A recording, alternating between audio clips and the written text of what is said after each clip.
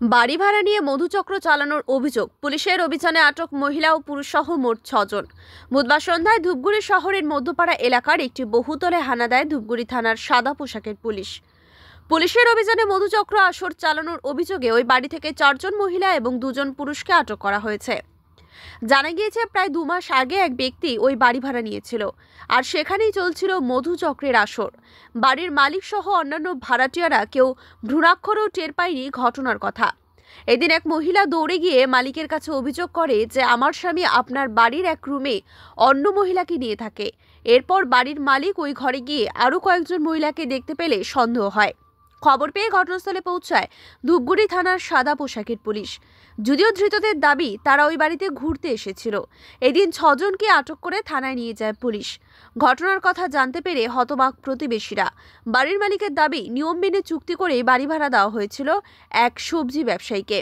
তবে এই ঘটনার কথা তারা কিছুই জানা নেই। পুলিশ সূত্রে খবর, ঘটনায় আরও কেউ জড়িত রয়েছে কিনা এবং তারা কতদিন থেকে এখানে কি উদ্দেশ্যে ভাড়া ছিল, পুরো বিষয়টি তদন্ত করে দেখা হচ্ছে। কতদিন থেকে আপনার বাড়িতে ভাড়া, কি নিয়ে ভাড়া নিয়েছিল? ভাড়া নিয়েছে উনি ব্যবসা করে, সবজির ব্যবসা। আর ওনার সাথে আমার এগ্রিমেন্ট করা আছে, দ্বিতীয় এগ্রিমেন্ট আমার হাতে আছে। তারপর আমি ওনাকে সন্দেহ হয়েছে, আমার এক ছোটো ভাই আমাকে বললো যে এরকম ব্যাপার। আর আমি থানা রোডে কাপড়ের ব্যবসা করি, আমার দোকান থানা রোডে 24 আমাকে ওখানে থাকতে হয়। আর বাড়ির মধ্যে যে এরকম একটা অবৈধ কাজ করবে এটা তো আমাদের নলেজে আসে না।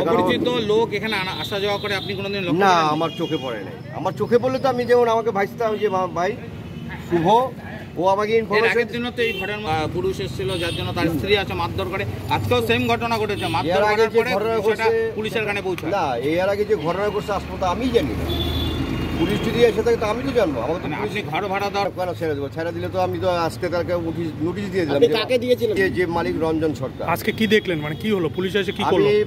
আমি যখন দোতলায় আমি বাড়ি থেকে নেমে আসতেছি, খাওয়ার জন্য আসছিলাম দুপুরবেলা, নেমে যাচ্ছি, তখন ইন্টিমেট টাইম একটা মহিলা আমাকে দৌড়ে আমার বাড়ি থেকে উঠতেছিল, 4 তলায় উঠতেছিল। তখন পাশে 3 তলা যে আমার ভাড়াটিয়া, সে বলতেছে মালিক উপরে আসতে, ওনাকে জানান।